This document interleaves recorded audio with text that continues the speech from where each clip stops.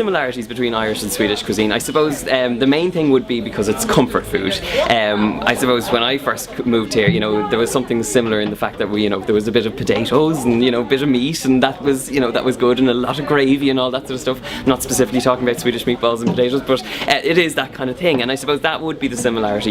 I grew up on Irish stew and side of potatoes, so I mean it's as twee as that sounds, but that was the kind of thing we did. And I suppose, but in saying that there are similarities, there are a lot of differences too. And Sweden has a lot of it has a kind of unique taste, and I mean one of the main ingredients that I think they use quite a lot and to great effect is dill. I mean there's dill in everything here, and it's just a wonderful flavour. I mean the similarities between gravlax and smoked salmon, it's there, but it's just a slightly step away, but they're fantastic. And from an Irish perspective, coming to Sweden, it's not a huge step, and it's a really refreshing look on food when you come here.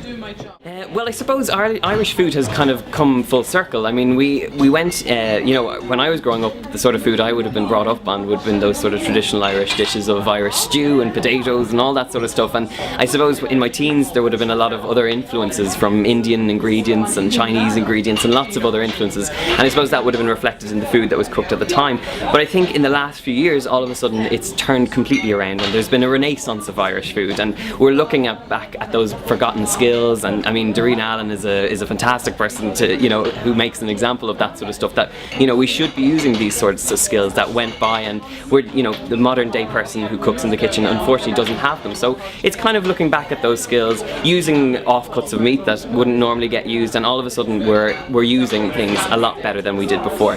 And I suppose it's reflected in the restaurant food. The chefs are using much more of Irish produce, and trying to keep it Irish, more importantly. But we have fantastic amount of artisan producers as well. We have wonderful meat, wonderful fish, and there really is no reason for you not to come to Ireland. It's just such a fantastic place, and if you come to visit, no doubt you will get well fed. My favourite Swedish dish, that is a very hard one. I don't want to go with the obvious köttbullar or potatismos. God, that's so hard. Do you know what I really love? Janssons frestelse. How do you say it? Janssons frestelse. Janssons frestelse. Sorry, I can never pronounce, so I just go Jansson. That's fine, it does it. But yeah, that is one of my favourites, and that's total comfort food. But in a slightly weird way. I mean, I don't think anyone in Ireland would ever think of putting anchovies in with a potato dish. It's just not in our concept. But it works really well, and it's one of my favourites, and we make it every Christmas ever since I've been going out with Sophie. So yeah.